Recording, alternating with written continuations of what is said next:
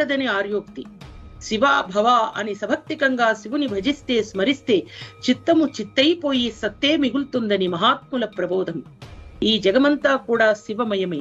శివము లేకుంటే అంతా శవమే. కాబట్టి శివస్వరూపం అంటే ఏక ఏవ సదా రుద్రో సద్వితీయోస్తి కశ్చనః సంసృజ్య విశ్వభువనం గోప్తాంతే సంచుకోచయః విశ్వతచ్చక్షుదేవాయ ముతాయం విశ్వతో ముఖ తథైవ విశ్వతో బాహుర్విశ్వతః పాద సంయుతః. సర్వకాలములలో ఒకే ఒక రుద్రుడు, రెండవ వాడు లేనే లేడు. ఆయనయే సకల లోకములను సృష్టించి ప్రళయకాలమందు సంహరిస్తున్నాడు. కాబట్టే ద్వౌ సుపర్ణౌ సయుజౌ సమానం వృక్షమాస్థితౌ. జీవుడు మరియు ఈశ్వరుడు అనే రెండు పక్షులు ఒకే సంసారం అనే చెట్టును ఆశ్రయించుకుని కలిసిమెలిసి జీవిస్తున్నారు.